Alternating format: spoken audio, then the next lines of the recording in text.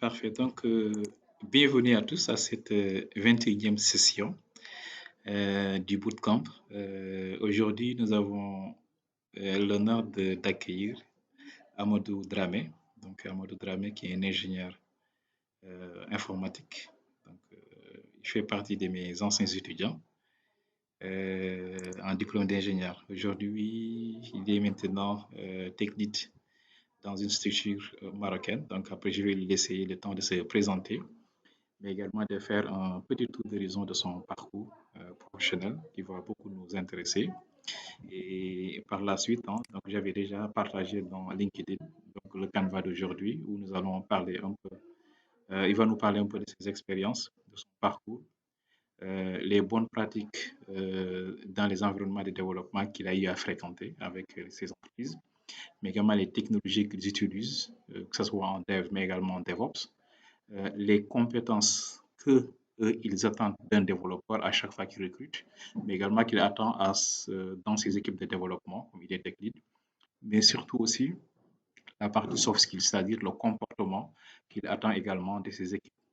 Et on va également en profiter également pour parler des cérémonies journalières qu'on appelle les rituels en général, comme les daily meetings, les sprint planning, les rétrospectives qu'on appelle les sprint retro, les points tech, les points également avec l'équipe produit, mais aussi les technologies annexes qu'ils utilisent aussi, comme les technologies de tests automatisés, mais également faire également une petite comparaison entre les milieux professionnels sénégalais et les milieux professionnels marocains.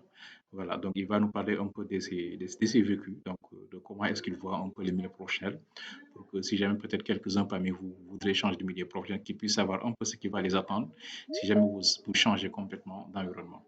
Donc c'était ça l'introduction et ce que je viens de dire donc, est déjà partagé dans Discord.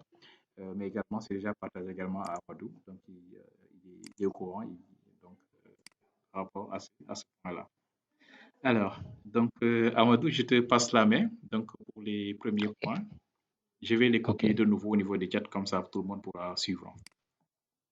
ok, ça marche. Est-ce que tout le monde vous me recevez bien? Vous pouvez faire un pouce. Oui. Ok, Mhm. ça marche. Ok, voilà. Bon, on commence. Pour mon caméra, c'est bon, je l'allume ou bien? C'est bon.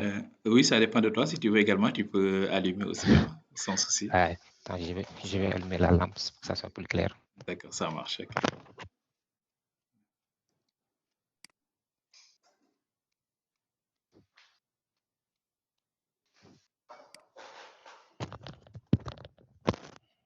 Allô, c'est Mhm. bon maintenant?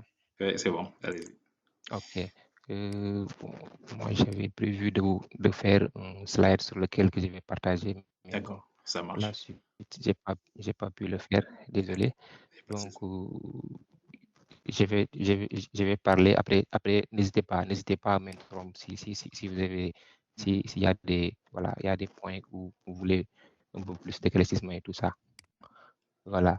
Bon, pour débuter, voilà, on va suivre le plan que Moussesek a acquis, voilà, vient d'énumérer. Voilà. Et pour vous dire vrai, sachez qu'aujourd'hui, c'est un honneur, voilà, voilà, de participer, de venir, voilà, répondre à l'invitation de Moussesek. Moussesek, pour vous dire que voilà, c'est pas, jusqu'à présent, moi, j'ai dit Moussesek, voilà, c'est mon professeur, c'est mon ancien professeur, il reste toujours mon professeur. Voilà, et je ne peux pas, je ne, voilà, comme voilà, ça c'est ainsi quoi. Si je dis Moussesek tout le temps, voilà, je dis que voilà, c'est un honneur aujourd'hui, voilà, de venir aussi et participer à cette bootcamp, faire un partage d'expérience. Voilà, je tiens à exprimer ma gratitude voilà, envers Moussesek. Voilà, c'est grâce à ses enseignants, à ses enseignements et à son soutien continu, voilà, que j'ai pu acquérir les compétences. C'est pas non seulement moi, mais moi et tous mes promotionnaires, voilà, et l'expertise nécessaire dans le domaine de l'informatique. Voilà, aujourd'hui, j'ai l'honneur, encore une fois, de partager avec vous mon retour d'expérience sur Java, DevOps. Et c'est en grande partie grâce à l'invitation de Moussek voilà, que je me trouve ici. Donc c'est quelque chose de voilà, c'est quelque chose de grandiose pour moi. Voilà, merci à Moussek pour votre dévouement à l'éducation et pour m'avoir donné cette opportunité de partager mes connaissances et expériences avec vous. Maintenant, tous ces remerciements, après, au bout de ma présentation, maintenant vous allez voir, voilà pourquoi. Parce que lorsqu'on était en classe, en DTI, 3, DTI 4, lorsqu'on travaille sur Saman et tout ça, il y avait des conseils sur lesquels ils nous donnaient. Moi, jusqu'à présent, je les ai gardés, je les ai utilisés et voilà, j'ai trouvé bon séance sur ces. Voilà, j'ai pas regretté en tout cas, j'ai pas regretté voilà, à les utiliser. Merci encore une fois de plus. Voilà, maintenant pour vous faire de façon succincte mon parcours, comme c'est que l'a dit, j'ai fait tous mes études au Sénégal. Voilà, élémentaire, collège, lycée, l'université, à ISI. Voilà, j'ai fait le DTI en 2019 lorsqu'on a terminé en 2019. Voilà, je suis allé travailler à Numérique. Numérique, c'est à la fois une entreprise ESN, je dirais ESN et FinTech. Voilà, là-bas, j'étais développeur full stack. J'ai fait un an là-bas. Là-bas, je travaille sur des technologies comme PHP. À l'époque, ils avaient développé leur propre framework qu'ils appelaient son framework. On travaille sur ça et Angular. Voilà, après ça, je suis allé à BZ Digital. Voilà, là où aussi j'étais développeur full stack, toujours développeur full stack. Là-bas, on faisait du Spring Boot. Là-bas, j'avais la possibilité de faire du Spring Boot. Voilà, Adonis, Angular, Android avec Kotlin, voilà, DevOps avec Jenkins. Même à numérique, je faisais DevOps avec Jenkins. Mais à BG Digital, voilà, à un moment donné, je faisais beaucoup d'Adonis parce que les entreprises sénégalaises, certaines entreprises sénégalaises, lorsque vous maîtrisez certaines technologies, ils ne se prennent pas la tête. Lorsqu'il y a un projet, ce qu'ils veulent, c'est du fast track. On fait le projet le plus rapidement possible, on livre au client et il encaisse l'argent. Après, je me suis entretenu avec à l'époque, M. Bey. Bon, je lui ai dit que maintenant, c'est moi, je ne veux travailler que sur Spring Boot. Il m'a dit, OK, c'est ton problème. En tout cas, tu me livres mon projet à temps. J'ai dit, OK. J'ai commencé à m'externaliser sur Spring Boot, tout ça. Après ça, à BG Digital, on avait un projet de TPE. Il y avait une première version, maintenant il fallait faire une deuxième version de TPE. Maintenant, comme le CTO avait vu que j'avais travaillé à l'avance sur Android, voilà, il m'avait dit que voilà, maintenant tu peux rejoindre aussi l'équipe. Ils vont travailler sur le TPE et tout ça. Bon, j'ai dit, OK, pas de souci, j'ai rejoint l'équipe, tout en ayant moi aussi mes autres projets sur lesquels je travaillais. Maintenant, lorsque je suis venu, je les ai proposé qu'on puisse travailler sur Kotlin. Après, voilà, l'équipe a été d'accord. On a commencé un projet de TPE qui regroupait beaucoup de moyens de paiement à l'époque. Voilà, que ce soit mobile money et carte et tout ça. Maintenant, on a fait le projet avec Kotlin. Lorsqu'on a fait le projet avec Kotlin, lorsqu'on a fait le projet aussi avec Kotlin, j'avais un collègue avec qui, voilà, on était ensemble à Numérique et à BG Digital. Il discutait avec un autre gars. Il a dit que, bon, voilà, bon, ces temps-ci, il y a Amadou qui travaille sur Kotlin, voilà, bon, il est bon sur ça, il fait d'excellentes choses sur ça. À l'époque, il y avait Poussière qui cherchait un développeur senior. Cherchait un développeur senior. Et ils ont fait 6 mois pour chercher un développeur Spring Boot Kotlin. 6 mois pour le faire. Maintenant, ce gars a dit que bon, ça fait l'occasion parce que nous, si tu cherches un développeur senior, jusqu'à présent, il peine à y trouver. Après, ils m'ont mis en contact avec le gars. Je suis allé à Poussière, j'ai fait l'entretien là-bas. À l'époque, ils m'ont présenté le projet. Ils m'ont présenté le projet qu'ils avaient. C'était un projet de social media et EdTech. Voilà, côté éducation et social media, quelque chose de très vaste. Maintenant, j'ai fait l'entretien avec lui. Lorsque j'ai fait l'entretien avec lui, après, le gars avait validé. Mais en réalité, lorsque j'ai fait l'entretien avec lui, il y avait énormément de choses que je ne savais pas. Attendez, je vais partager ça. Je vais partager ça.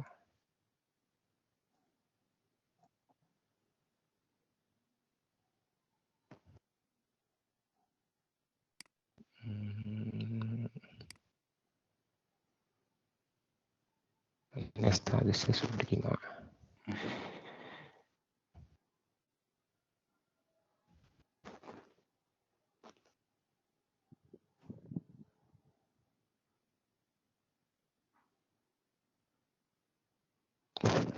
On va faire ça.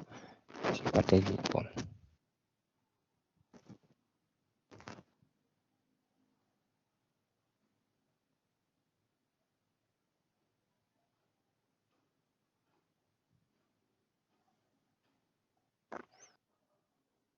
Est-ce que vous voyez mon écran? Oui, c'est visible. C'est Alors, visible. vous voyez ce que j'ai partagé? C'est un document PDF. Bon, on voit votre écran, mais vous avez partagé tout votre écran, quoi. Ok, maintenant c'est bon ici. Voilà, ça c'est la fiche technique à l'époque. Ça c'est la fiche technique à l'époque. Voilà, coûte cher. Présentement, je ne sais pas si c'est de mon côté, On voit le Teams en fait. on voit juste en fait Ok. les Teams, quoi. Peut-être, Les est-ce Teams, que... ok. Je Attends, pense je que vous vais avez reprendre partagé en fait donc. les Teams class. Attends, je vais reprendre donc. Oui, je pense que c'est au niveau du partage. Après le partage, on sélectionne complètement l'écran, quoi, pas la fenêtre. Ok. Donc, je fais ceci.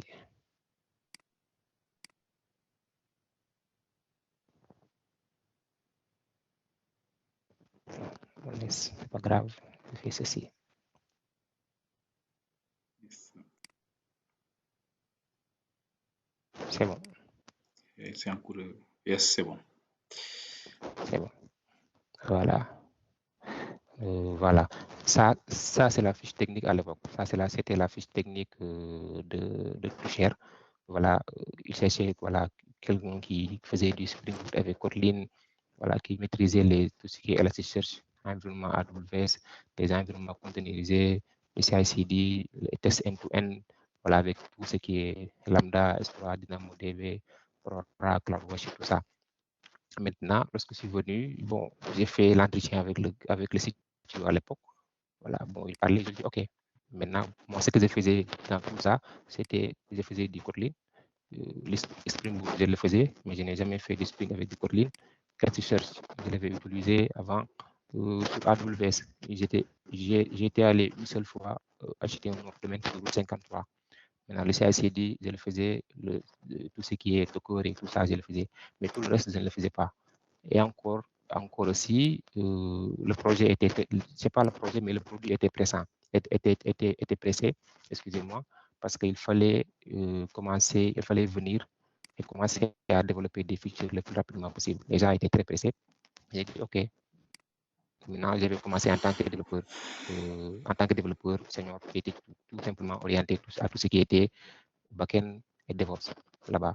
J'ai travaillé avec un consultant marocain qui était basé à Paris et un consultant tunisien qui était basé à Tunis à l'époque. On travaillait ensemble. Maintenant, au bout de mes 3 mois d'essai, le CTO devait recruter un lead tech. Maintenant, il avait vu que j'avais plus la main sur le projet que les consultants qui étaient là-bas. Maintenant, il a décidé de me nommer en tant que lead tech. C'est comme ça que voilà, c'est là-bas mon première expérience en tant que lead tech à Fichère. Voilà.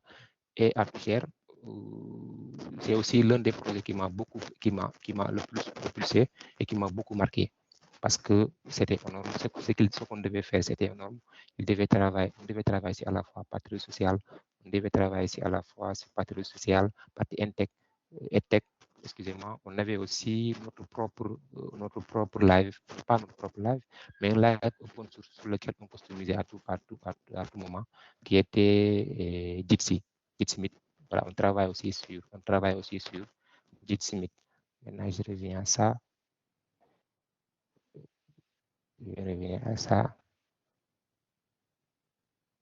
Maintenant, on travaille aussi sur Jitsi. Maintenant, j'ai fait 2 ans là-bas. Voilà, sur les 2 ans, voilà, j'ai fait pendant 1 an 6 mois, 1 an 4 mois, je pense que j'étais lead tech. Après le CTO, il devait partir. Le CTO a dit au DG, voilà, il m'avait proposé pour lui remplacer en tant que CTO. À l'époque, je n'avais pas accepté. Bon, j'ai décidé d'être un CTO par intérim. Entre-temps que eux, ils recrutent un autre CTO. Ils ont pu trouver un autre CTO qu'ils ont recruté. Voilà, moi j'ai continué, mais tout ce qui était mon tâche de tech lead, backend DevOps. Voilà, jusqu'à ce que je quitte en mois de mars, jusqu'à ce que je quitte Toucher pour venir à S2I Maroc. À S2I Maroc, ici, je suis là en tant que tech lead. Et actuellement, depuis l'autre semaine, je suis en mission à CDM. CDM, c'est une banque qui se trouve ici à Casa, qui se trouve ici à Maroc. Voilà, je pense que si je ne me trompe pas, ça fait partie de l'une des plus grandes banques de Maroc, qui a 95 ans d'existence. Je suis là-bas en tant que senior analyste technico-fonctionnel. Maintenant, sur leur application MyCDM, application mobile sur laquelle les clients utilisent pour faire tout ce qui est transaction et tout ça, c'est moi qui gère tout ce qui est la partie technico-fonctionnelle. Ça veut dire, c'est moi qui anticipe les besoins. Je discute avec les produits, les fonctionnels, voilà, des améliorations qu'il veut amener, qu'il veut apporter. Maintenant, je prends ces besoins, voilà, j'ai fait une analyse. J'ai fait une analyse côté technique aussi sur comment on va faire l'implémentation, quels sont les impacts qu'il va avoir, voilà, sur combien de temps peut-être ça va prendre, est-ce qu'on a le nécessaire à le faire et tout ça. Maintenant, je serai le pont entre les équipes techniques et les équipes produits. On peut l'appeler ainsi. Voilà, maintenant pour cette rôle aussi, il faut à la fois avoir tout ce qui est technique et fonctionnel. À part ça aussi, savoir le système bancaire, comment ça fonctionne. Comme eux, ils appellent dans le jargon, le CBS, c'est le Core Banking System. Il faut savoir comment ça fonctionne. Voilà, les bases de données internes, tout ce qui est contrat, tout ce qui est tiers, tout ça, ça veut dire c'est, voilà, on change d'environnement, voilà, on change d'environnement et tout ce qui est, comment on appelle, tout ce qui est jargon et tout ça, ça change. Mais ne vous inquiétez pas, jusqu'à présent, je n'ai pas commencé à mettre les costards et autres. Voilà, je m'ai vu Locos et comment dirais-je, Kaki pour être plus, à l'aise. Voilà, c'est ça. Maintenant, maintenant à plus cher, technologie qu'on a pu utiliser à plus cher, le plus, c'est tout ce qui est Spring Boot avec Java un peu et Kotlin. Avec Java un peu et Kotlin, voilà, et Elasticsearch, des environnements comme AWS, des environnements comme les Docker, tout ce qui est CI/CD avec GitLab, voilà, et les tests d'intégration avec les tests d'intégration avec test container, les tests unitaires. C'est ça qu'on utilisait à plus cher. Maintenant, à part ça aussi, il y a côté comme concept, voilà, comme tout ce qui est concept, ça veut dire les bons concepts et tout ça, on faisait du DDD. Ça, le DDD, c'est le domaine driven design. Et on faisait du backend for frontend, on faisait du Yagni, on faisait du Dry.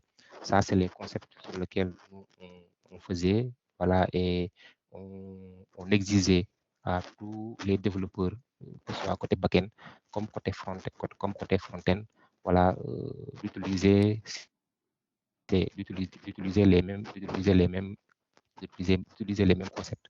Maintenant, pour ce qui est du DDD, le DDD, il y a certains qui disent que c'est un concept, il y a d'autres qui disent que c'est tout ce qui est design pattern. Voilà, il y a d'autres qui disent que c'est un design pattern. C'est une approche de conception logicielle qui se concentre sur la modélisation dans le domaine métier. Ça veut dire qu'on sépare les choses par domaine complexe, voilà, pour garantir que le code reflète fidèlement les processus et les règles métiers. Voilà, maintenant le DDD encourage l'utilisation de vocabulaire métier commun entre les développeurs et les experts du domaine. Voilà, pour améliorer la compréhension et la communication. En DDD, on va devoir utiliser des termes. C'est fait de telle sorte que si aujourd'hui le produit vient sur votre code et ouvre le code, il doit pouvoir comprendre ce que vous faites. Et voilà, on ne va pas créer, voilà, d'autres types de langage qui peut-être qui va les porter à confusion et tout ça. Et aussi, au niveau du DDD, on exige que chaque ID soit unique. Il faut que chaque ID soit unique. En tout cas, je dirais, moi, c'est un design pattern que moi, j'aime bien. Voilà, jusqu'à présent, je continue d'utiliser. voilà, je continue d'utiliser malgré qu'il y a d'autres.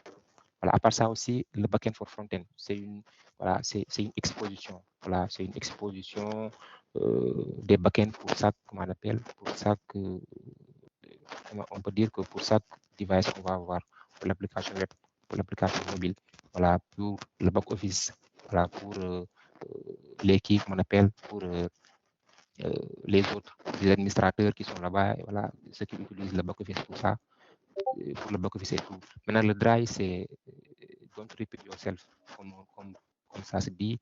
Voilà, c'est un principe de développement logiciel qui encourage à éviter la duplication de code, voilà, en organisant le code de manière à ce que chaque pièce d'information, voilà, comme la logique du métier, soit représentée dans un seul endroit. Voilà, cela réduit la maintenance, voilà, tout ce qui est la maintenance, améliore la cohérence et voilà, la facilité et les mises à jour. Vous savez aussi, en termes de maintenance, lorsque nous sommes dans une entreprise, en termes de maintenance, on nécessite beaucoup en termes de maintenance parce que ça ne vaut pas la peine de développer des fonctionnalités qui, demain, si on doit faire de la maintenance, ça va coûter beaucoup à l'entreprise. Si on dit ça va coûter beaucoup à l'entreprise, comment elle réfléchit? L'entreprise réfléchit à de telle sorte que, supposons qu'on prend un X, un développeur X, on le paye à, je ne sais pas, à X le mois. Ça, on peut le proportionnel, on peut le partager durant le, comment dire, par jour, pour voir même par heure. Maintenant, si le développeur met 2 à 3 heures, ou bien à 4 heures, ou bien une journée, à faire une maintenance d'une feature, voilà, maintenant, on peut se dire que le CTO peut se dire que voilà, pour cette fonctionnalité, ça nous a coûté tant, parce que le développeur, on estime le développeur en termes d'heures sur lesquelles il va travailler. Raison pour laquelle les gens ils misent beaucoup sur tout ce qui est maintenance. L'objectif, c'est de mettre en place des techniques, de mettre en place des fonctionnalités qui, demain, lorsqu'on va faire de la maintenance, seront, voilà, on ne va pas perdre beaucoup de temps là-dessus. Voilà, on va perdre beaucoup de temps là-dessus. Voilà. Maintenant, à part ça aussi, il y a côté tout ce qui est Elasticsearch, interconnexion avec la base de données Elasticsearch, on utilisait CrudDSL. CrudDSL aussi, c'est une technologie que moi j'aime bien, CrudDSL. Ce qu'il fait, c'est qu'il crée des métadatas. C'est des métadatas qu'il crée. Aujourd'hui, avec CrudDSL, je peux mapper, supposons, une table de base de données. Maintenant, lorsque je mappe cette table de base de données, je vais écrire comme des requêtes SQL. Voilà, cette technique est utilisée, supposons, lorsqu'on travaille sur des projets où on a, comment on appelle, on doit écrire des requêtes très complexes. Voilà, parce que parfois, avec Hibernate, voilà, des fois, il y a des gens qui n'aiment pas beaucoup aller sur l'interface, voilà, mettre @query et écrire une requête SQL là-bas. Maintenant, CrudDSL nous gère très bien ça. Il gère très bien ça. Il crée des métadatas. En plus de ça aussi, c'est lui qui gère le DTO. Il gère le DTO. Ça veut dire qu'aujourd'hui, sur cet endpoint, on va vouloir donner tout ce qui est nom et prénom. Sur l'autre, on donne nom, prénom, email, voilà, peut-être, et ID. Maintenant, CrudDSL va nous permettre de gérer tout ce qui est DTO et tout ça. Voilà, ça c'est tout ce qui est sur, comment on appelle, côté technique. Et aussi, solide, on essaie beaucoup sur les principes solides.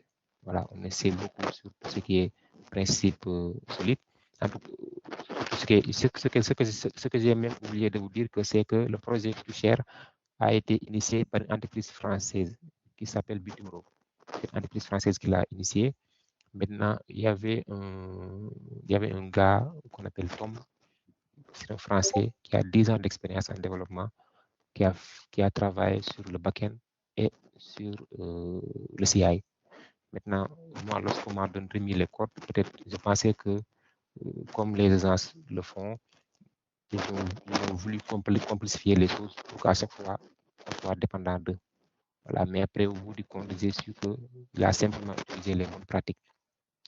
Voilà, maintenant, lorsqu'on utilise les bonnes pratiques pour nous, on va dire que c'est compliqué, mais au fur et à mesure qu'on avance, maintenant, on va voir l'utilité. Voilà, on saura que voilà, ça a été fait.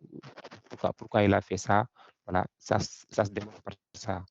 On a un code sûr, on a un code où aujourd'hui, si on déploie, si on fait des changements sur une partie, on sera sûr que cette répercussion, s'il y a des répercussions, ça va s'impacter uniquement que cette partie, ça ne va pas impacter les autres parties. Voilà. Et tout ce qui est pour côté DevOps, on faisait ce qu'on appelle on utilisait Terraform d'abord, on utilisait Terraform pour nos infra. On était full AWS, on utilisait des environnements cloud, on était full AWS. Maintenant, on utilisait Terraform pour faire le provisioning. Terraform, c'est une infrastructure as a service. Ça veut dire, avant, ce qu'on faisait, on rentrait au niveau du serveur, voilà, on configurait le serveur à la main, on configurait le serveur à la main, tout ça. Maintenant, avec Terraform, on peut exécuter des scripts, on peut écrire des scripts comme on code. On écrit des scripts, c'est des provisioning. Maintenant, on choisit un provider. Maintenant, un provider peut être comme AWS ou Azure. Choisir un provider, maintenant, on va toucher ces scripts au niveau du provider. Maintenant, nous, sur notre CI, lorsqu'on doit déployer quelque chose, ce que le CI fait, il détruit l'environnement et il le recrée. Voilà, il détruit l'environnement complètement et il le recrée. Et lorsqu'il va le recréer, il va recréer tout ce qui est base de données, tout ce qui est SAS, voilà, DynamoDB, Aurora, voilà, les load balancers, il va les recréer. S'il y a des changements, aussi, il va faire ces changements. Maintenant, on utilise Terraform pour mettre en place notre infrastructure et le CI, on utilisait GitLab. C'est du GitLab qu'on utilisait côté CI avec des images Docker. Maintenant, sur le CI, il y a une partie où c'est écrit avec du shell, avec du shell. C'est 100% écrit avec du shell. Voilà. Maintenant, sur chaque projet, on avait un projet mobile, un projet front-end et un projet back-end.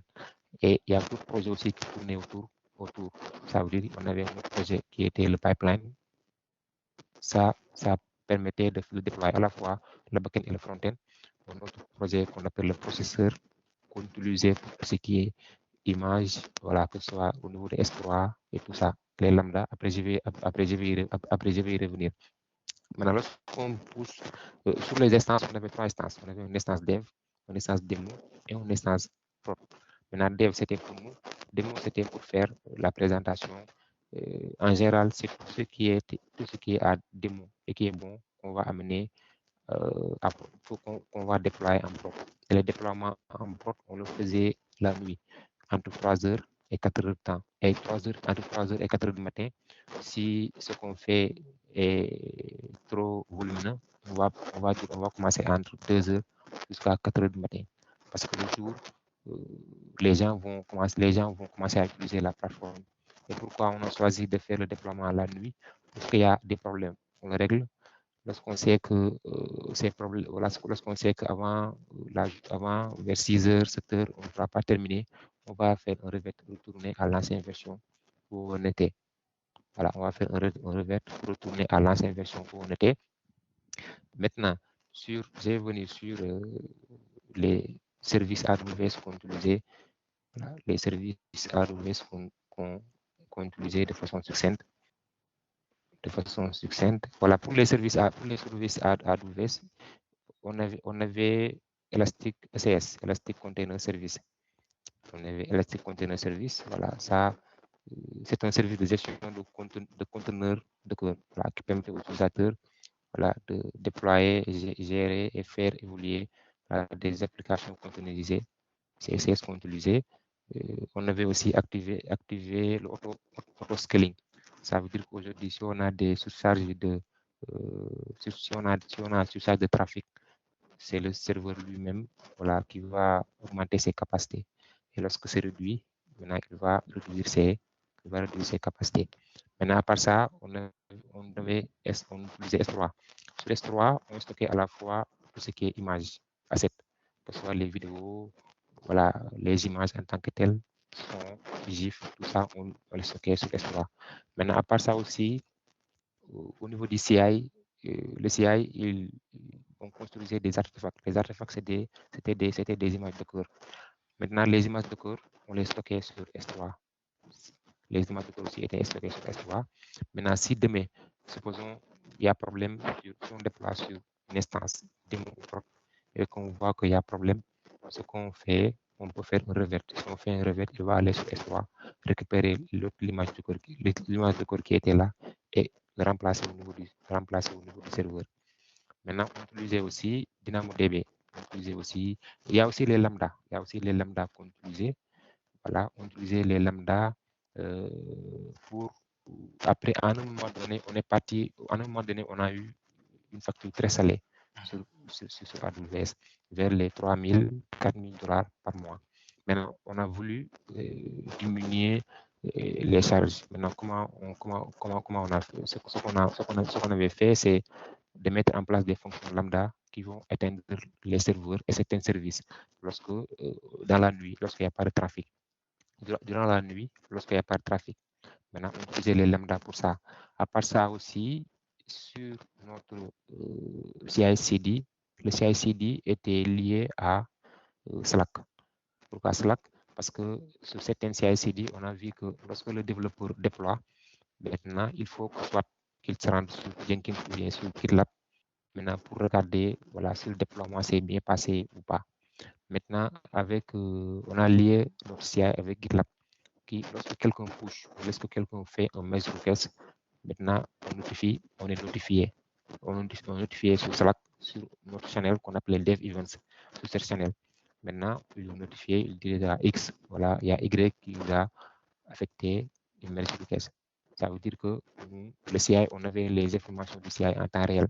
Et lorsque aussi le pipeline commençait à s'exécuter, il a envoyé un message au niveau du Slack. Et lorsque aussi on avait un échec ou bien succès du pipeline, il a envoyé aussi, il notifié aussi. Ça veut dire que le développeur, avec son téléphone et sur Slack, il pouvait avoir les informations concernant le pipeline. Et ça s'est bien marché. S'il y a des erreurs, il va aussi relever aussi les erreurs il va aussi relever les erreurs et les envoyer. Voilà, et le développeur pourra savoir voilà, ce qui s'est bien passé. Et le superviseur, le lead tech aussi pourra savoir l'erreur qu'il y a. Maintenant, aider le développeur le plus rapidement possible, voilà, ou bien voilà, qu'il puisse voir. En tout cas, c'est utilisé pour qu'il y ait plus de traçabilité, voilà, qu'il y ait plus de traçabilité, voilà, et que tout soit transparent. Voilà. On utilisait aussi DynamoDB. Il y a DynamoDB qu'on utilisait. Voilà. DynamoDB, c'est une base de données NoSQL voilà, d'AWS conçue pour une performance rapide et prévisible voilà, à une grande échelle. Parce que on avait une action queue au niveau du projet. Ça veut dire on faisait du processing. Si quelqu'un allait au niveau de fichier et liker quelque chose, lorsque vous faites un like, c'est pas, voilà, on ne faisait pas l'ancienne requête incrémentée et enregistrée. Non, non. Ce qu'on faisait, c'est qu'on émettait un événement. C'est un événement qu'on émettait. Cet événement était enregistré au niveau d'une table action queue. Voilà, au niveau d'une table action queue. Maintenant, après, les événements vont être enregistrés là-bas. C'est comme Kafka. Les événements vont être enregistrés là-bas. Mais après, à tout rôle, on va exécuter les événements. À tout rôle, on va prendre les événements et les exécuter et les supprimer au niveau de l'action queue. Ça permet que aujourd'hui, s'il y a un problème, on va garder les données, on ne va rien perdre. Si demain il y a un problème, voilà, c'est arrivé, voilà, qu'on ait des problèmes, voilà, ça ne marche pas. Et aussi, lorsqu'on a des problèmes aussi, il y a à chaque fois qu'il y a l'option qui signale au niveau de Slack. Ça signale au niveau de Slack, voilà, sur un channel. Voilà, maintenant, là-bas, on pourra savoir l'erreur qu'il y a, voilà, et pouvoir remédier le plus rapidement possible. Et lorsque aussi il y a un problème, en général, la table action queue est bloquée. Voilà, cette table est bloquée. Des fois même, ça peut même amener jusqu'à charger la base de données. Voilà, parce que le CPU, le CPU du moins, charger le CPU, parce que cette table sera bloquée et il va consommer beaucoup d'espace. Maintenant, lorsque je devais, au moment où j'ai quitté là-bas, on réfléchissait à ce que on va disperser les choses, intégrer Kafka, voilà, et y mettre, supposons, différentes, y mettre différentes brokers. Voilà, maintenant, s'il y a si on a si on a des problèmes côté channel notification, ça va tout simplement impacter notification. Tout ce qui est like et quant, ça ne va pas les impacter. Voilà. C'est ça aussi qui a été l'inconvénient de l'action Q. Voilà, mais ça nous avait beaucoup aidé. Ils avaient beaucoup aidé. Voilà, et à part ça aussi, on utilisait aussi les load balancers. Là, on utilisait les load balancers. Comme vous savez, un load balancer, c'est un équilibreur de charge. Voilà, sur AWS. Voilà, c'est un service distribué automatique. C'est un service qui distribue automatiquement le trafic, voilà, entre applications, entre plusieurs instances serveurs, entre plusieurs instances serveurs. Voilà.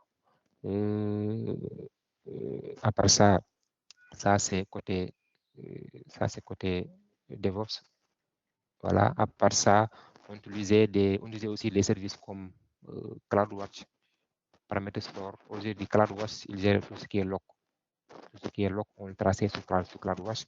Maintenant, tout ce qui est Parameter Store, c'est là-bas. Parameter Store, c'est comme Vault. Je ne sais pas si vous connaissez Vault. HashiCorp Vault, c'est un coffre-fort sur lequel on met tout ce qui est les clés d'accès. Les clés d'accès, la chaîne de connexion vers la base de données, les mots de passe vers la base de données, on mettait tout sur Parameter Store. Maintenant, c'est au moment du déploiement qu'on va les prendre, qu'on va les récupérer sur Parameter Store pour les injecter sur le fichier application.properties.yaml. Voilà, ça permettait aujourd'hui, si quelqu'un allait sur le dépôt et il récupérait le projet, il ne verra rien sur l'environnement dev, l'environnement démo et prod. Voilà, même dev, il n'y aura rien. Il n'y aura rien sur l'environnement dev, ni démo, ni prod. Ça sera vide. Voilà. Maintenant, CloudWatch, comme je l'ai dit, il gérait tout ce qui est log. À part ça, on utilisait CloudForm pour l'application front. Voilà, l'application front qui était buildée là-bas sur CloudForm et traitée sous forme de fonction. Voilà, et aussi beaucoup d'autres services d'AWS. Voilà, en tout cas, on faisait tout sur AWS.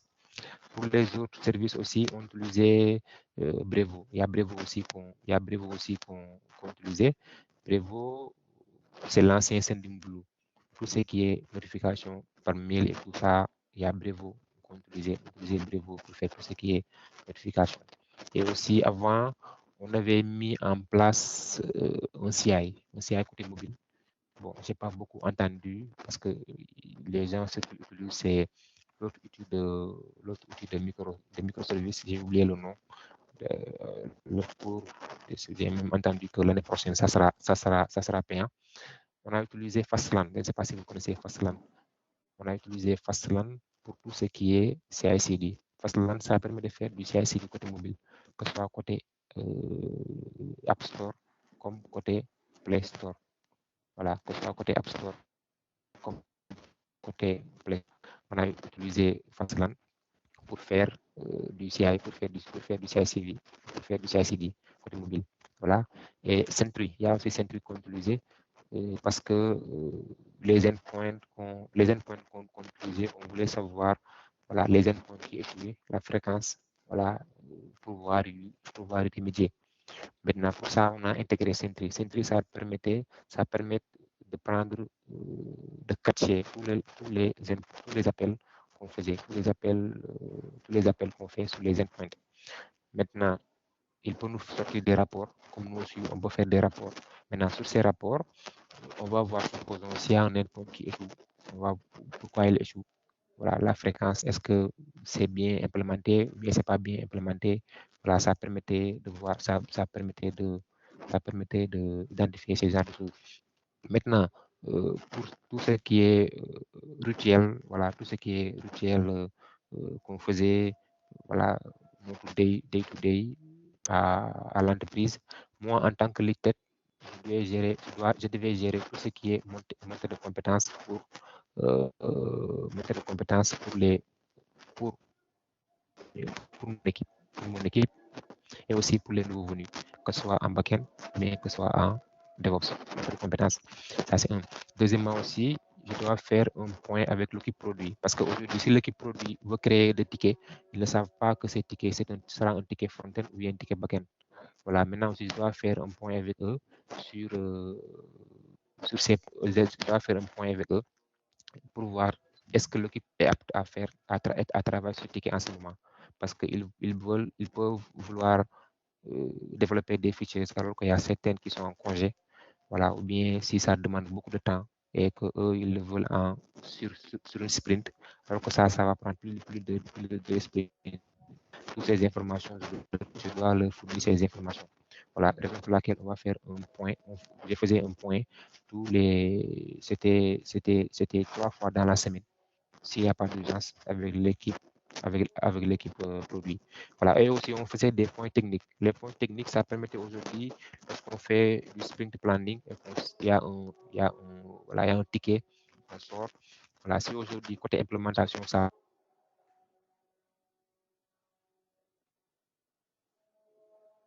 de trouver une solution. Pas une solution. On va essayer de trouver ensemble quelle est la meilleure solution qu'on va devoir mettre en place, voilà, pour implémenter ces tickets, tout ça, les points techniques. Les points techniques aussi, ça peut servir si supposons aujourd'hui le développeur a un problème, a un blocage, voilà, sur son ticket, voilà, son ticket. On peut faire aussi un point technique, voilà, essayer de voir comment l'aider, et voilà, comment l'aider, tout ça, voilà. Bon, pour ce qui est à tout cher, voilà, ce qu'on attendait, voilà, ce qu'on attendait de nos collaborateurs, voilà, c'était des développeurs qui savaient travailler sur Spring Boot, Java et Kotlin. Maintenant, si on dit qui connaissent Spring Boot, ils maîtrisent à 100%. Voilà, même moi qui est là, jusqu'à présent, j'apprends. Voilà, mais ça pas avoir une mainmise sur la technologie. Voilà, avoir une mainmise sur la technologie, au minimum, savoir Jenkins. Parce que si vous savez, si vous pouvez voilà, mettre en place des pipelines sur Jenkins et tout ça, maintenant le faire sur GitLab, ça ne sera pas un problème. Voilà, ça ne sera pas un problème aujourd'hui si vous devez le faire sur GitLab. Maintenant, savoir aussi les clean codes. Il faut savoir aussi les clean codes, que ce soit solide. Voilà, les design patterns, que ce soit les design patterns de Goff, le Gang of the Four, je pense c'est les 12 ou bien, je ne sais pas, j'ai oublié le nombre de design patterns, pas tous les design patterns, mais au moins savoir comment on appelle, savoir les 3 comportements, ça veut dire les design patterns de construction, les design patterns de structure et les design patterns de comportement.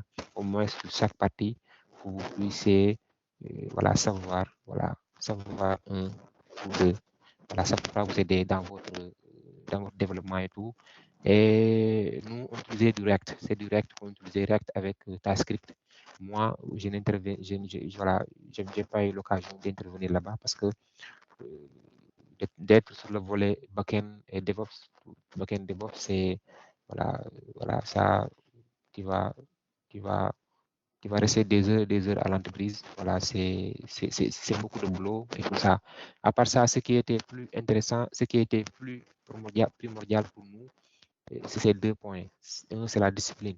C'était la discipline parce que, en cas la discipline, il y avait des collaborateurs voilà, avec qui on travaillait. On a vu qu'au début, en généralement, lors de leur période d'essai, ils sont très motivés, ils viennent à l'heure, voilà, ils font leur tâche comme on le souhaitait, tout ça. Mais après ça, bon, ils vont montrer voilà, d'autres comportements voilà, qui va pas arranger le business en tant que tel. Le business, ça veut dire que nous, qui ne va pas nous arranger à mettre, à terminer nos tickets, voilà, comme on le souhaite. Et comme vous savez, fait, il frappe sur ceux qui sont, voilà, il frappe sur ceux qui sont en bas. Ceux qui sont en bas, en général, c'est le CTO, voilà, le head of produit, voilà, et le lead tech. Maintenant, le CTO va venir taper aussi sur le lead tech. Voilà, raison pour laquelle on voudrait bien des gens qui sont disciplinés. Parce que si vous êtes discipliné, en général, même comme on le dit souvent, le travail dure dans le talent lorsque le talent ne travaille pas. Si vous êtes discipliné et que vous travaillez normalement, après, tout le reste va venir. Voilà, tout le reste va venir. Et aussi des ingénieurs. L'autre point, c'est des ingénieurs. Pas des ingénieurs, des gens qui ont fait des bac plus 5 ans. Non, non, non. Ça veut dire c'est des gens qui, aujourd'hui, ils sont capables voilà, de se, voilà, de faire une montée en compétences rapide de 1. Ils sont capables, aujourd'hui, il y a une nouvelle technologie qui sort, bien, on doit migrer sur d'autres technologies, ils sont capables de, voilà, voilà, de se former, voilà, et de tourner à 90 degrés, voilà, dès qu'on le souhaite. Parce qu'il y a parfois, on a des collaborateurs qui, parce qu'on leur dit, voilà, il y a un ticket sur lequel il y a un script Python qu'on doit écrire. Voilà, sur un lambda, bon, les gens disent non, moi je ne fais pas de Python, je ne fais que du Java et tout ça. Voilà, ça, voilà, ça, c'est quelque chose que les gens, voilà, en général, voilà, ne souhaitent pas, quoi, ne souhaitent pas. Ce qu'on veut, c'est des gens motivés, voilà, des gens qui sont prêts à toujours apprendre. Voilà, prêts à toujours apprendre. Et dans la vie, tout à l'heure, je le disais, il y avait Moussek qui nous disait que si vous travaillez à l'entreprise et que vous rentrez chez vous et que vous vous reposez, vous resterez là où vous êtes pendant des années et des années, vous n'allez pas progresser. Voilà, moi, personnellement, je vous connais, on n'a pas fait cette pratique. Voilà. Soyez parmi les premiers à l'entreprise, parmi les premiers et les derniers à l'entreprise, et une fois à la maison aussi, continuez de travailler. Ce n'est que du bien pour vous. Ce que je dis en général, je dis que le développeur, lui, de toute façon, il est 100% gagnant. Pourquoi 100% gagnant? Il travaille à la fin du mois, on le paye. Aussi, il va acquérir des connaissances. Et ces connaissances demain, il pourra les exploiter ailleurs. Voilà. Au début, voilà, l'argent, je dirais au début, l'argent, c'est pas grave. Parce que au fur et à mesure qu'on acquiert certaines anciennetés, ou bien on acquiert certaines anciennetés et certaines compétences, on va voir que peut-être, voilà, on peut bien vouloir tout ce qu'on veut. Parce que lorsque j'avais refusé, moi, de prendre le poste de CTO à l'entreprise où j'étais, avant de venir ici, bon, les gens m'avaient dit que voilà, peut-être, bon, est-ce que tout va bien? Par ça paye bien, voilà, il y a plus d'avantages et tout ça. Mais moi, personnellement, je savais que si je prenais cette poste, j'aurais pas, voilà, j'aurais pas, certaines. D'abord, la carrière que j'allais me fixer va être faussée. Je vais être là-bas à écrire des rapports, voilà, envoyer des rapports, voilà, faire des diagnostics. Voilà, et je pense qu'il y a beaucoup d'autres choses à faire. On a on a beaucoup de choses sur lesquelles on doit travailler. Voilà, énormément de choses qu'on doit apprendre et tout ça. La raison pour laquelle je l'ai pas pris. Et aujourd'hui, je l'ai pas regretté. Franchement, aujourd'hui, je l'ai pas regretté. Voilà, tout ce qu'on proposait là-bas, que ce soit en termes de primes, en termes de salaire, voilà, alhamdoulilah, voilà, voilà, alhamdoulilah, voilà, on se plaît pas, quoi. Alhamdoulilah, on se plaît pas. Voilà, alhamdoulilah, on se plaît pas. Et personnellement, sur tout ce qui est l'expérience, c'est l'expérience de Toucher, voilà, qui m'a le plus marqué. L'expérience de Toucher m'a le plus marqué parce qu'au début, j'ai été recruté en tant que dev senior.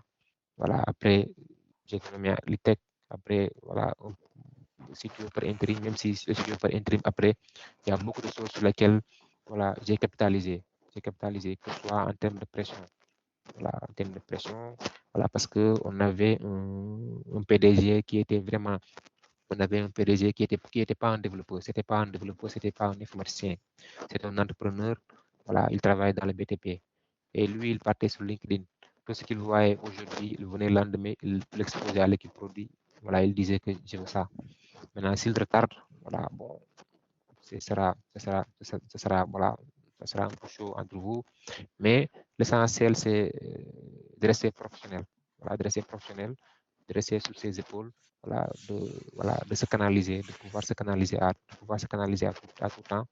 voilà, et de montrer le bon exemple, là, de montrer le bon exemple partout où nous sommes. Parce que aujourd'hui, si vous êtes en entreprise, ne soyez pas que les gens ne vous, voilà, les gens ne vous calculent pas, ou bien tout ça. Non, les gens vous calculent de tout ce que vous faites, vos moindres faits et gestes sont, je dirais pas répertoriés, mais sont gardés.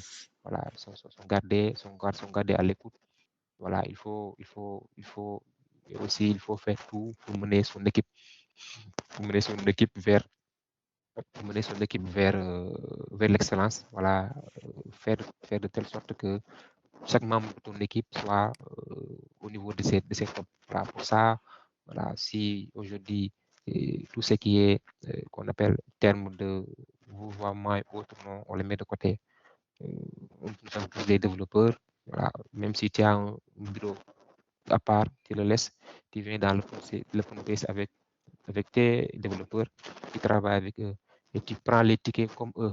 Voilà. Mais ce n'est pas de dire que bon, moi sur le tech, voilà, je reste là-bas, là, je ne fais rien. Non, non. Même si tu dois faire 10% de code, mais tu le fais, tu fais ces 10% de code parce que tu ne pourras pas améliorer quelque chose sans pour autant si, voilà, si tu ne mets pas les mains là-dedans. Ça sera très difficile de savoir les difficultés que les développeurs rencontrent chaque jour. Voilà, aussi, ce sera très difficile de pouvoir améliorer ça. Mais même si toi, aujourd'hui, si tu travailles, même si ce n'est pas du jour au jour, de temps en temps, tu prends des tickets sur lesquels tu travailles, tout ça. Maintenant, tu pourras savoir les difficultés que l'équipe rencontre. Maintenant, tu pourras anticiper ces difficultés. Ça veut dire si c'est de la technologie ou bien la méthode d'implémentation qui est complexe, ça prend du temps, tout ça, tu pourras y remédier. Tout ça, tu pourras y remédier. Voilà. Et lorsque je suis venu ici, tout à l'heure, j'ai oublié de le signaler, lorsque je suis venu ici, sur mon première mission, je travaillais sur un projet de Thales. C'est un projet de Thales France. Il y a Thales le projet s'appelle COTA. Ça veut dire Cloud over the Air. Ça veut dire c'est la gestion des cartes SIM à distance. Maintenant, on travaille pour Orange Espagne, Orange France, Telestra. C'est une entreprise télécom qui se trouve en Australie, tout ce qui est Europe de l'Est. Voilà, presque toutes les entreprises ou tous les pays où Orange s'est implémenté, c'est nous qui gérons tout ce qui est partie quota. Et j'étais lead tech aussi dans ce projet, même s'il y a deux lead tech. Même s'il y avait deux lead tech, il y avait moi et Ali. J'étais lead tech dans ce projet. Aussi, ce projet aussi, ça demandait beaucoup plus. Voilà, c'est ce projet qui demandait beaucoup plus de bonnes pratiques et design pattern sur Java. Parce qu'il fallait écrire des scripts. Et le projet, c'était de l'ancien projet. C'était pas fait avec les nouvelles, je ne sais pas les nouvelles, mais avec des architectures récentes et tout ça. Voilà, c'était des clones qui tournaient sur des serveurs et tout ça. Voilà, des fois, il fallait un peu savoir certaines technologies télécom, voilà, pour faire des transformations sur des scripts XML, voilà, qu'on va devoir envoyer à d'autres. Et sur ce projet, on utilisait Quarkus. Il y a Quarkus qu'on utilisait. Quarkus, c'est un framework qui tourne sur Java, sur la machine JVM. Ça veut dire Java, Kotlin et Groovy. Ça tourne sur ça. Et Quarkus, il lance des images Docker pour le déployer. C'est du native qui lance. Voilà, un projet Quarkus aujourd'hui, il fait moins de temps pour se lancer qu'un projet Spring Boot. Voilà, un projet Spring Boot. Et pour ce projet aussi, on utilisait tout ce qui est robot framework, les tests automatisés. Les tests automatisés que j'ai pas vu, bon, pas beaucoup, voilà, qu'on n'a pas beaucoup fait à toucher, ou bien que j'ai pas beaucoup utilisé à Dakar, au Sénégal. Les tests automatisés, c'est des tests, normalement, c'est des tests que les gens écrivent en général, que ce soit Rebo Framework, Karaté ou autres, sont faits en Python. Voilà, maintenant, c'est des scripts qu'on écrit Maintenant, ces scripts permettent de tester la connexion, voilà, de permettre de tester une fonctionnalité, voilà, ou bien voilà, de tester l'application en tant que telle. Ce qu'ils font, ce qu'il fait, il peut lancer l'application soit en Chrome, sur Firefox, ou bien sur notre éditeur, il fait le test. Maintenant, s'il y a des erreurs, il fait une capture, après, il t'envoie ça. Et en général, ce qu'on faisait, les tests automatisés sont lancés, c'est la nuit qu'on lance les tests automatisés. C'est la nuit qu'on lance les tests automatisés. Et s'il y a si on voit des erreurs et tout ça, voilà, on va essayer de le régler le plus rapidement possible. Aussi, il y avait des moments qu'on appelle des full campagnes. Des full campagnes, c'est des moments où on va lancer tous les tests. Voilà, on va lancer tous les tests automatisés. Les gens vont tester à fond. Ces genres de choses, on le fait lorsqu'aujourd'hui, on doit, il y a des fonctionnalités qui doivent partir sur prod, bien sur démo. Voilà, on lance des full campagnes. Voilà, c'est des full campagnes qu'on va lancer et tout. Voilà, et si aussi je pense que, bon, on a fait 1 heure de temps, parce que si je reste là à parler, on va prendre beaucoup. Si aussi j'avais aussi quelques conseils à vous partager, c'est des conseils à vous partager. Ce serait, voilà, de vous dire, moi-même, je vais commencer par moi-même en personne, voilà, qu'on travaille dur. Travail dur, voilà, parce que si on travaille dur et qu'on a les compétences requises, on va partir, bon, on va tout avoir dans la vie. Voilà, et c'est ça que c'est que nous disait lorsqu'on était étudiant. Voilà, lorsqu'on était étudiant, il faut travailler dur. Même si vous êtes développeur, même si vous rentrez à l'entreprise, si vous avez du temps, continuez à travailler, faire des recherches, regardez, faire des recherches. Et il faut aussi faire de l'investissement en soi. Ça veut dire acheter des manuels, participer à ces genres de bootcamp. Voilà, acheter des cours, voilà, apprenez, voilà, ayez de la connaissance. Parce que si vous l'avez aujourd'hui, vous pouvez tout avoir dans la vie. Vous pouvez tout avoir dans la vie. Lorsque j'étais à Dakar, j'avais 3 offres. Il y avait Sensoft qui me voulait en tant que tech. Il y avait Atijari qui m'avait proposé de venir. Il y avait aussi S2I qui m'avait proposé de venir.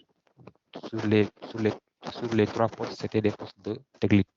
Maintenant, j'avais choisi de venir à S2I.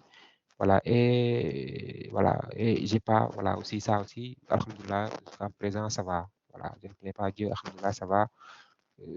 J'ai vu aussi que ici, comment on appelle, côté informatique, eux, sur les technologies, ils sont bien plus en avance sur nous. Et aussi, là, il y a comment on appelle, il y a les multinationales qui sont là. Il y a beaucoup de multinationales qui sont là. Si vous êtes ici, vous avez la possibilité de travailler avec des entreprises comme Thales. Vous avez la possibilité de travailler avec des entreprises comme France, avec Airbus, avec, comment on appelle, avec plus de 114 ingénieurs qui travaillent sur vous, que vous avez lorsque vous sortez. Maintenant, c'est aussi c'est cette malchance que nous, on n'a pas au Sénégal. Parce que si vous regardez côté qu'on appelle main-d'œuvre, voilà, côté connaissance, eux, ils ne sont pas beaucoup plus qualifiés que nous. Voilà. Au Sénégal, nous avons d'excellents ingénieurs, nous avons d'excellents développeurs là-bas. Mais je dis tout simplement, ce qui manque, c'est que de le valoriser. Le fait de valoriser ces ingénieurs, ça manque. Moi, je l'ai senti lorsque j'étais à Ficher, parce que voilà, ils ont pris, voilà, il y avait d'autres gens qui ont pris, qui étaient en France, voilà, qui ont fait les études en France et tout ça, qui sont revenus, voilà, bon, ces gens se sont dit qu'ils étaient en France et tout ça, donc voilà, ils doivent pouvoir faire les choses et tout. Ils les amènent, ils font l'inverse, voilà, et ces ingénieurs aussi sont mieux payés que nous, voilà, sont mieux payés que nous, et tout ça, peut-être nous qui demain, voilà, peut-être on sera des chefs, des chefs d'entreprise. Pourquoi pas, peut-être, j'espère bien qu'ici on aura des CTO, voilà, des chefs d'entreprise et tout ça, voilà, qu'on met l'accent sur la connaissance, pas sur la personne ou bien là où était la personne. Non, non, qu'on fait l'accent sur la connaissance. Voilà, la connaissance, tout ce qui est compétence. Voilà, si aujourd'hui on sait que voilà, vraiment que ce gars a les compétences et tout ça, voilà, qu'on lui laisse la main, voilà, qu'on laisse la main et qu'on essaie de propulser aussi nos talents. Vraiment, à Sénégal, il y a d'excellents développeurs, voilà, il y a d'excellents développeurs, mais ce qui manque, c'est les multinationales. Voilà. Les projets sur lesquels tu vas travailler, peut-être ce des projets de fintech, voilà, et d'autres, vous m'excusez du terme, ce sont des projets de gestion, et voilà. Et c'est pas, c'est des projets où les gens vont pas y apprendre grand chose. Voilà, d'après mon point de vue. Les gens vont pas y apprendre grand chose d'après mon point de vue. Voilà. Et j'ai parlé de l'investissement et aussi la confiance en soi. Voilà. Ayons confiance en nous-mêmes. Voilà, on peut tout faire. Voilà, on peut tout faire. On peut être là où on veut. Voilà, aujourd'hui, la connaissance, la connaissance, c'est universelle. Voilà, que ce soit le cours de Java, c'est le même cours de Java qu'on enseigne au Sénégal, à Rabat, aux États-Unis, en France. C'est le même cours de Java. Peut-être les gens qui sont dans d'autres pays, l'étudiant qui est au Sénégal, il fait plus d'efforts que l'étudiant qui est à Rabat ou bien aux États-Unis. Mais c'est les mêmes cours de Java, c'est les mêmes technologies qui sont utilisées. Et peut-être aussi que là-bas, ils ont des mentors, voilà, qui continuent à travailler dans le domaine, voilà, dans le domaine de l'informatique, la programmation et tout ça. Mais nous, bon, lorsque quelqu'un fait 5 ou bien, voilà, 5, 7 ans d'expérience, voilà, bon, maintenant, il délaisse le développement, au lieu de faire des recherches, continuer à travailler, il va délaisser le développement et faire. Et ça, tant qu'on ne fait pas de recherche sur nous-mêmes, on ne fait pas de recherche, on ne crée pas de choses. Voilà, je pense qu'on sera toujours dépendant sur les technologies que les gens mettent en place. Mais si vous sortez, vous allez voir que vraiment, vraiment les gens ne sont pas, les gens ne sont pas plus compétents que nous. Voilà, je ne dirais pas meilleurs, mais ils ne sont pas plus compétents que nous. Voilà, peut-être qu'il y a certaines choses qu'on n'a pas encore compris. En tout cas, moi, c'est ça que j'ai vu lorsque je suis venu ici, comment on appelle, lorsque je suis venu ici à Casa, au Maroc. C'est ça que j'ai vu. Voilà, je suis allé à Rabat pour des missions, mais ce que j'ai vu, c'est que voilà, ça restait bien vrai que voilà, eux, ils sont plus en avance sur nous, sur les bonnes pratiques, voilà, sur, comment on appelle, sur tout ce qui est rigueur des applications, voilà, sur la conception et tout ça, l'architecture et tout ça. Mais bon, mais nous aussi, alhamdoulilah, on ne se plaît pas. Et tout ça aussi, on va rendre grâce à Dieu à des gens comme Sek, voilà, des anciens, nos anciens, nos anciens enseignants, des gens comme Sek, voilà, enseignants, si je cite peut-être, voilà, je vais en oublier d'autres, voilà, mais on ne cesserait de leur, comment on appelle, de leur remercier, de leur remercier. Voilà, je pense que là, je vais faire maintenant, je vais vous laisser si vous avez des questions et d'autres. Voilà, n'hésitez pas, on va en partager. Voilà, la présentation a été un peu brouillon. Quand même, j'ai fait des allers-retours voilà, sur mes différentes expériences et tout ça. Voilà, je pense que peut-être ça pourra vous aider, Inch'Allah. Et après, on pourra échanger nos contacts si vous avez besoin, voilà, si vous avez besoin un peu plus de, comment on appelle, si vous avez un peu plus d'éclaircissement sur voilà, l'intervention que j'ai fait, tout ça. Voilà, je peux vous, comment on appelle, voilà, je peux venir jeter, je peux venir, je peux venir intervenir, quoi. Voilà, c'était ça. Voilà, encore une fois, merci pour l'invitation. Voilà, ça m'a vraiment plu, voilà, de venir partager, de faire cette partage.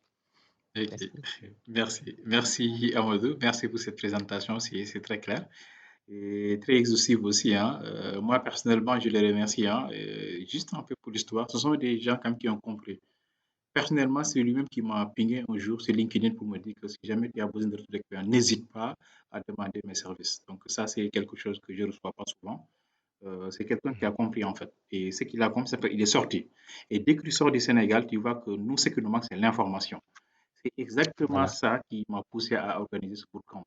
Parce qu'il y a énormément de choses. Il a parfaitement raison, hein. Les gens ne sont pas plus compétents que nous, mais ils sont plus informés. Ils ont juste l'environnement qu'il voilà, faut. Et malheureusement, ceux qui sont là-bas également, qui sont informés, n'informent pas ceux qui sont restés au pays. D'où on reste sur des projets Merci. simples, on ne se met pas à jour, on dort sur nos lauriers, on utilise des technologies qui n'existent même plus. On peut le dire, nos applications là, ça n'existe plus nulle part.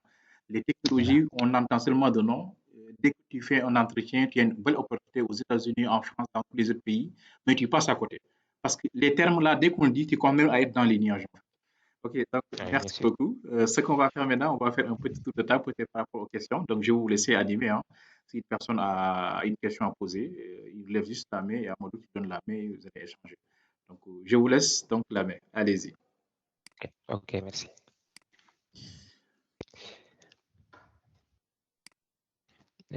Oui, ok, Oui, Amour allô? Kayal. Ok, vas-y, allez, allô, oui. Oui, vous m'entendez? Oui, oui, bien sûr, oui, je vous entends. Oui, désolé, je suis en déplacement, mais j'ai pris le train en marche. Ok, Déjà, merci beaucoup pour cette brillante présentation qui ok, démontre clairement votre très grande expérience.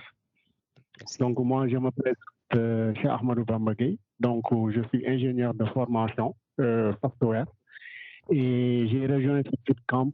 Donc, voilà, quand j'ai vu la publication de M. Seck, franchement, ça a attiré mon attention parce que j'ai eu à acheter pas mal de formations pour m'auto-former et je n'ai pas encore vu, c'est pas des flatteries ou pas, mais c'est juste que cette formation est très riche. Et ce qui est très important, c'est le retour d'expérience. Donc Merci. voilà. Donc moi, voilà. Moi, ce que je voulais, là où je voulais intervenir, c'est déjà j'ai noté une maîtrise de toutes ces informations qui était très impressionnante. Pour consolider toutes ces connaissances et aspirer à se lancer dans le DevOps ou bien dans la partie AWS, quelle serait la meilleure solution pour monter en compétence dans ce domaine? Bien vrai que M. Seck a montré pas mal d'outils que nous consommons jusqu'à présent, hein. Donc voilà, donc il nous faut du temps pour pouvoir les consolider, les digérer. Mais donc ma première question est de nous montrer quel path learning suivre pour monter en compétence.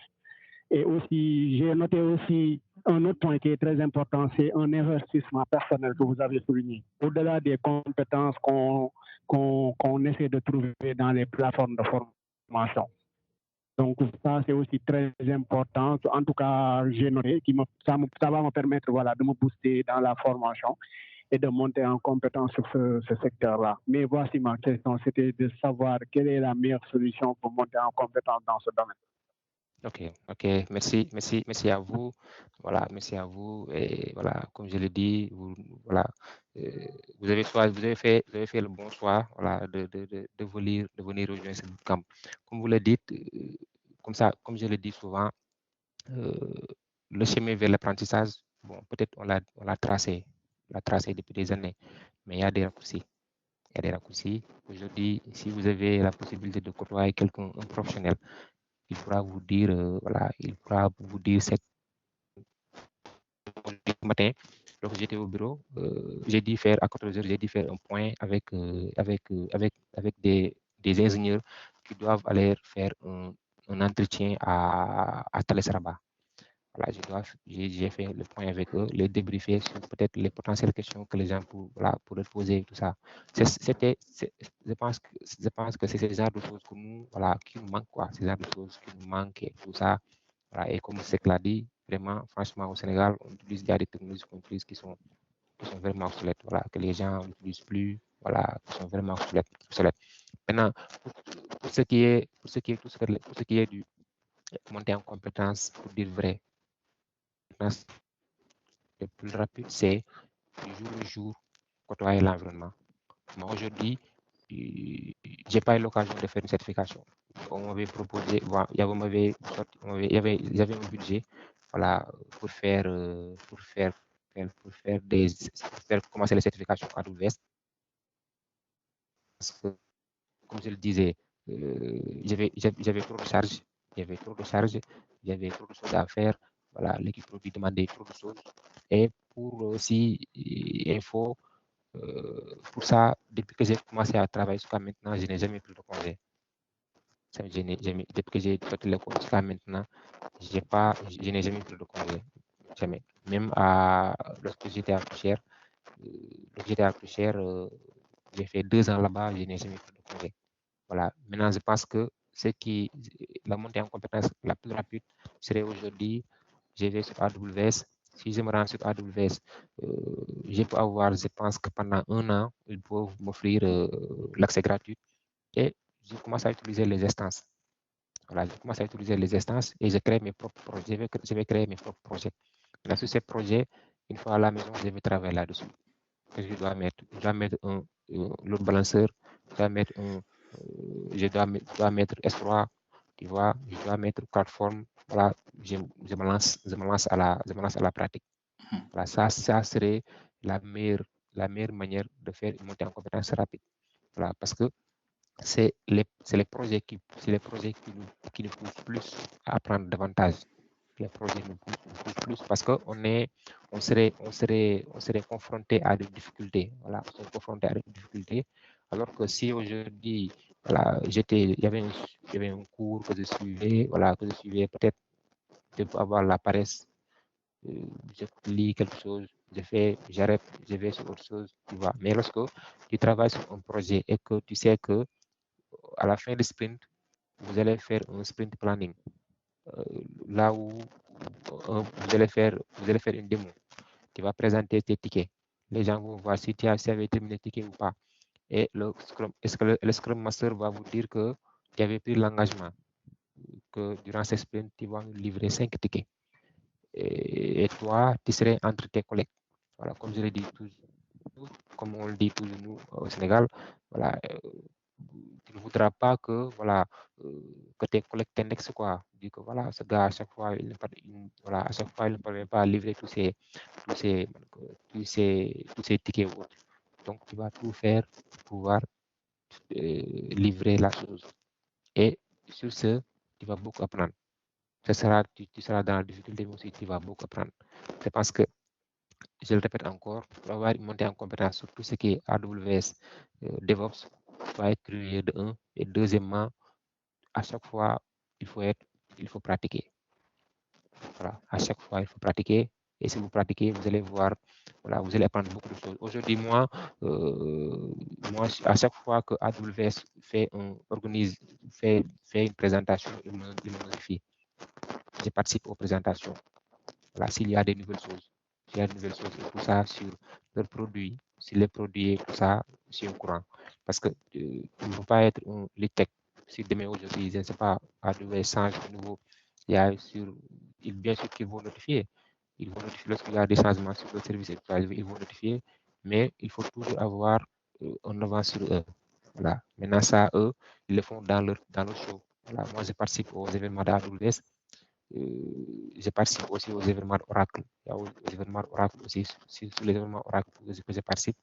Et là aussi, et sur ces événements aussi, j'apprends beaucoup de choses. Et voilà, et aussi ça m'aide personnellement. Je ne sais pas si j'ai, voilà, et aussi sur l'investissement, moi, ce que j'ai remarqué, nous, on travaille, on peut avoir un salaire, je ne sais pas, un salaire qui nous fait 100 francs ou bien 200 francs par mois, tu vois. L'argent, toujours, on va avoir beaucoup. Toujours, on va avoir beaucoup d'argent. Mais nous ne sommes pas prêts à investir en nous-mêmes pour qu'on puisse avoir cette somme qu'on s'est fixée. C'est ça notre problème. C'est ça. On est prêt à prendre l'argent, acheter des habits, voilà, sortir en resto, voilà. C'est vrai, c'est bien de donner aux gens et tout ça, mais on s'oublie. Que ce soit sur les livres, voilà, sur les livres, que ce soit, je sais pas, livres sur Spring, vous allez voir livres sur le côté DevOps et tout ça, parce que la connaissance se trouve là-bas. C'est là-bas que se trouve la connaissance. Et en général, les tutos que nous suivons, les tutos que nous suivons, ces gens, qu'est-ce qu'ils font? Ils vont sur la documentation officielle, mais ils lisent un livre, excusez-moi, et ils viennent nous faire un tuto sur ça. C'est ça qu'ils font. C'est ça. Partir sur la documentation officielle, bien prendre un livre et nous faire un tuto et tout ça. Voilà. Ça marche, mais si nous, on sait d'où tous ces gens tous ces gens qu'on appelle la source, tous ces gens vont aller prendre l'information, la source de l'information, donc nous, on peut les dévier. Nous aussi, on va aller à la source de l'information, voilà, pour voir maintenant, voilà, comment on va faire les choses. Voilà, et ça, ceux qui sont ici, là, ceux qui sont ici, ils l'ont compris. Supposons à Atidjari, ce qu'ils disent, ce qu'ils demandent à leurs ingénieurs, c'est d'utiliser la documentation officielle. C'est ça qu'il exige. Il exige aux développeurs d'utiliser la documentation et d'aller. Et lorsqu'on utilise la documentation officielle aussi, au début, c'est difficile parce que c'est l'anglais. Nous sommes des francophones et tout ça, mais c'est pas grave. On s'y met et un jour, ça va venir, Inch'Allah. Ça va venir. Je ne sais pas si j'ai répondu à tes deux questions. Ouais, c'est excellent. Franchement, vous avez même donné plus. Sauf que le seul bémol ici au Sénégal, c'est que on n'a pas, l'environnement ne nous donne pas les opportunités. Je donne un exemple. Moi, j'ai fait toutes les certifs d'Oracle, Microsoft, mais pas AWS, quoi. Mais aujourd'hui, je travaille sur autre chose. Okay. Donc, c'est ça le problème. Donc, l'environnement ne nous donne pas aujourd'hui certains. Mais je continue, comme vous le dites, hein, à m'investir, à faire des auto-formations.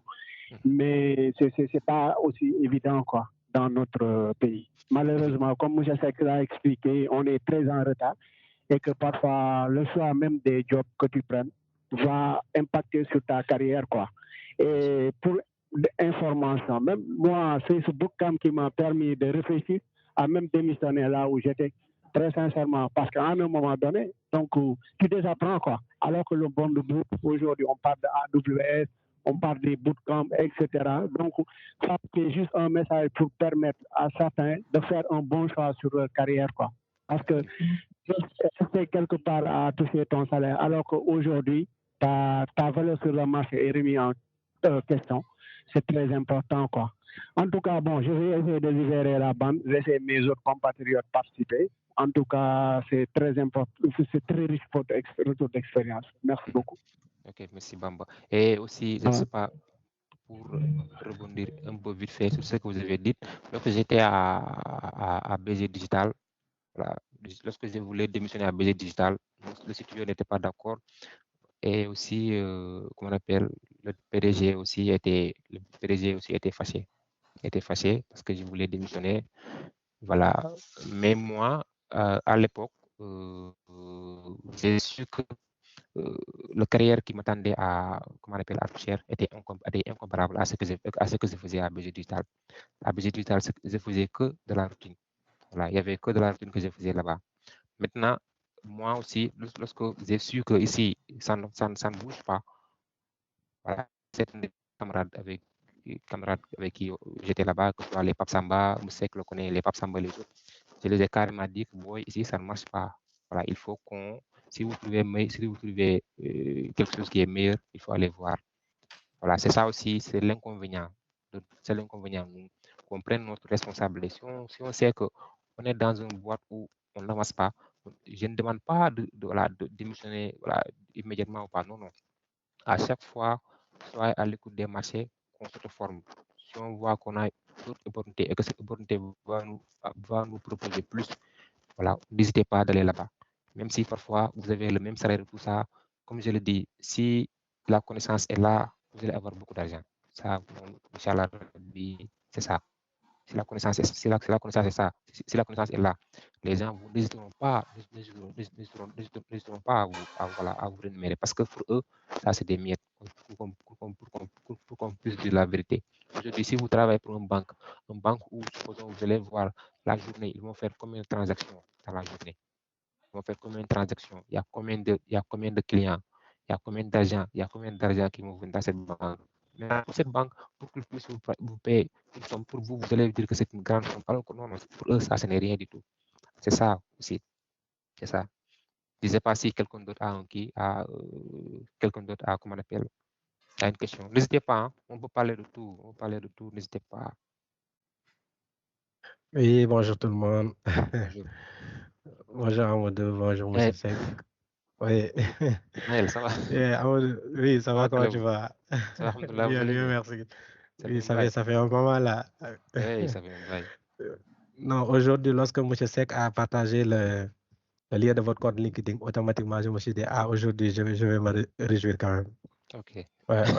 Bon, donc pour info, moi et Amadoula, on était dans la même classe. Je pense Ouais, que bien c'est sûr.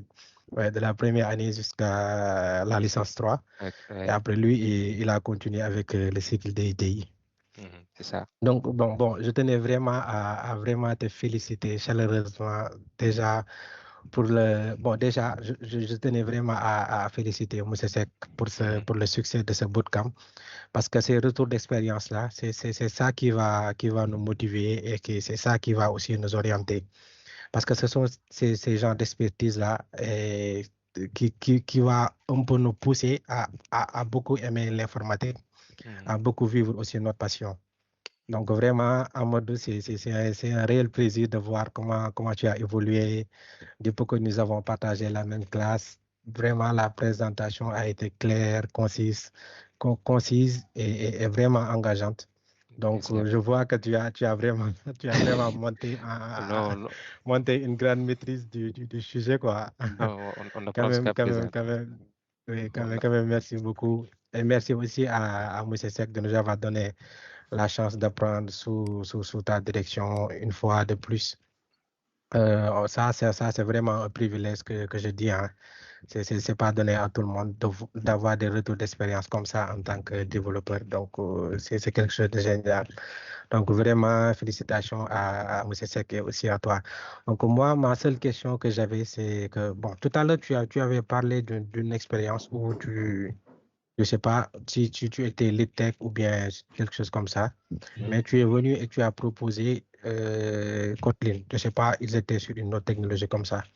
Bon, comment tu juges déjà le fait que tu viens dans une entreprise, tu vois de vieilles technologies et que tu veux vraiment faire le update de ça?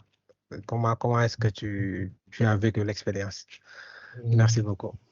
Ok. Encore une fois, merci Nair, merci pour la témoignage, de votre part et tout ça. Voilà, merci pour tout. Voilà. En général, pour ça, Nair, c'est pas facile. Voilà, c'est pas facile parce que comme je l'ai dit tout à l'heure, lorsque vous êtes dans une entreprise et que les gens utilisent certaines technologies, certaines anciennes technologies, ils ne vont pas vouloir changer. Partout où nous allons, il y a ce qu'on appelle, vous excusez le terme, des paresseux. Il y a des gens qui utilisent. C'est bon. Voilà. Et on va rester là où nous sommes. Maintenant, il faut aujourd'hui leur montrer les problèmes, que ce soit côté sécurité, que ce soit côté les failles de sécurité et tout ça, que cette technologie représente, que cette technologie présente. Et aujourd'hui, les convaincre, les convaincre qu'on peut migrer vers ça, ça c'est plus sécuritaire, c'est aussi plus sécuritaire de un. Deuxièmement aussi, les nouvelles technologies sont toujours maintenues. Si vous utilisez des anciennes technologies il y a des anciennes technologies où il n'y a pas de maintenance. Donc, tout ce qui est côté sécurité, côté sécurité et tout ça, ça ne sera pas, ça ne sera pas, qu'on appelle, ça ne sera pas mis à jour. Et aussi, au début, ce sera difficile parce que les gens vont attendre que on ne faut pas pour dire que voilà, ce gosse est têtu. Voilà, on lui a dit que non, lui, il vient avec ses nouvelles technologies, tout ça. Ça sera difficile. Peut-être voilà, on aura quelques blocages et tout ça, mais ça, c'est normal. En tant que développeur, si on a des blocages, c'est normal. En général, les blocages vont nous permettre d'avoir plus d'idées sur certains points. Voilà. Si aujourd'hui vous voyez que si vous êtes bon, vous voyez un gars, vous avez un bug, voilà, j'ai un bug depuis 5 ans, je viens, je le présente au gars, il me dit, voilà, on va faire ça, je le fais, je le trouve, il dit, si vous regardez auparavant, ce gars a rencontré ce bug, c'est tout simplement ça. Ça veut dire que les blocages, c'est de l'expérience. Voilà, les blocages, c'est de l'expérience. Voilà, et sur ce projet où on était, quand même, je dirais que peut-être je travaille avec les membres de mon équipe, c'était les gens de ma génération. C'est les gens de ma génération. Il y a même un qui est maintenant ici au Maroc, il travaille à Capgemini. Voilà, l'ancienne version était sous Java. Maintenant, Kotlin est là côté Android. Et on voit que moi, ce que je vois côté Android, je ne sais pas côté Java en tant que tel, côté, ça veut dire côté web. Ce que je vois, c'est que Kotlin, peut-être dans l'avenir, il va même remplacer Java côté Android. Mais lorsque j'ai fait la proposition, les gens étaient d'accord. Maintenant, à cette époque, les gens croyaient que moi, j'avais une maîtrise de Kotlin, alors que ce n'était pas le cas.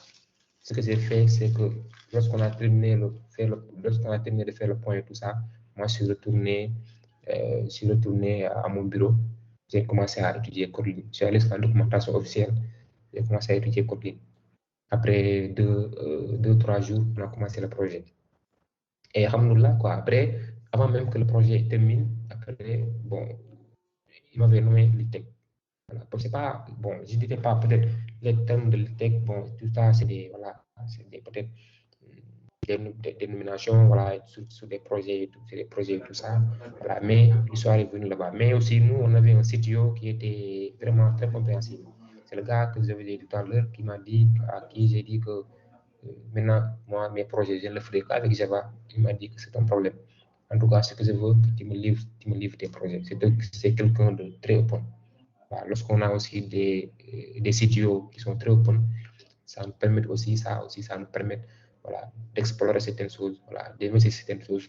Et il y a l'entreprise française que je vous disais, à qui j'ai hérité notre projet de toucher Bitimoro, dans la semaine, ils avaient même des jours où ils faisaient des cours de mathématiques aux développeurs dans la semaine.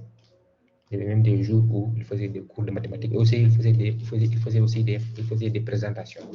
Ils faisaient des présentations, voilà, sur des nouvelles technologies et tout ça. Et ils avaient une cellule de R&D, recherche et développement. Sur cette cellule de R&D, durant l'année, ils vont décider sur tout ce qui est architecture, technologie qu'il faut utiliser. Maintenant, tous les développeurs vont se conformer à ça. Ça aussi, l'avantage est que si aujourd'hui, on a Naël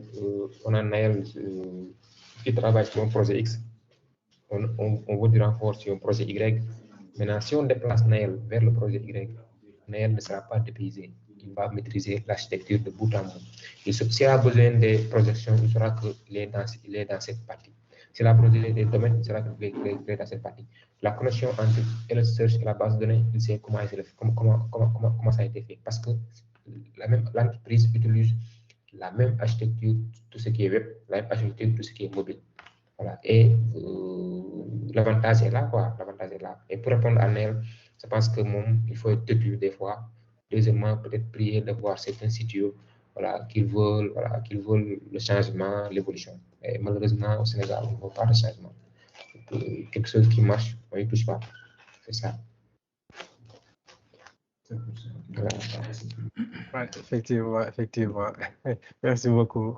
Bon, juste pour ajouter, hein, parce que, bon, comme tu as dit, hein, donc les gens, ils n'aiment pas le changement, mais aussi, il y a aussi les entreprises qui n'investissent pas dans la conduite du changement.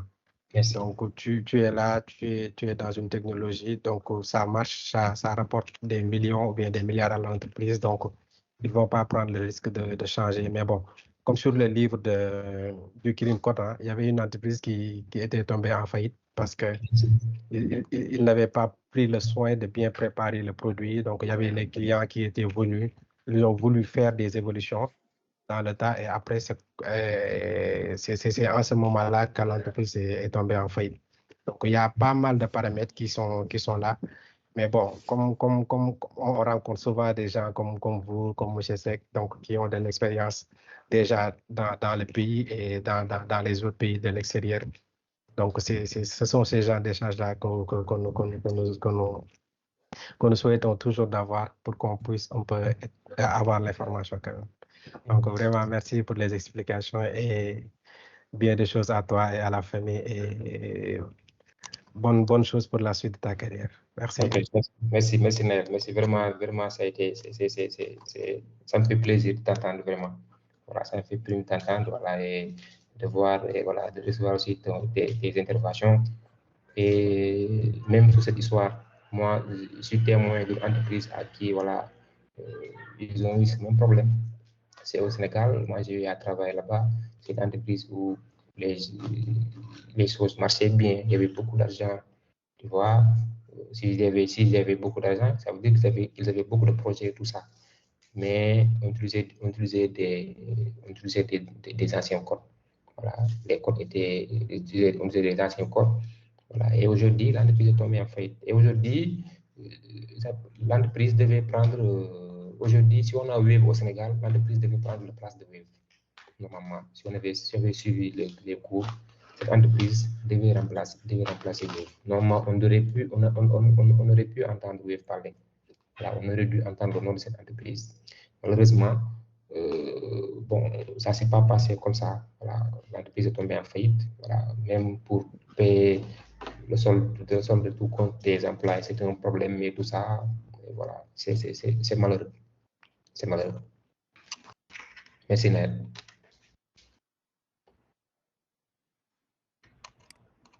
Je ne sais pas s'il y a d'autres interventions. Vous pouvez lever la main. Sinon, franchement, vraiment, la présentation était hyper riche. Et vraiment, tu as anticipé pas mal de questions, ça c'est sûr, parce que toutes les questions que les gens se posaient, tu as bien débriefé les choses en fait. Je pense que... Yes, donc je pense qu'on ne va pas te retenir plus longtemps. Franchement, encore une fois, merci beaucoup. De toute façon, ce n'est pas le seul groupe. Hein. Ça, c'est le groupe numéro 1. Et j'ai commencé avec ce groupe-là, il y a d'autres groupes.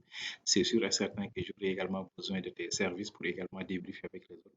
C'est toujours important quand on se forme qu'une personne qui est déjà au bout du tunnel ou bien de l'autre côté puisse également partager son retour d'expérience.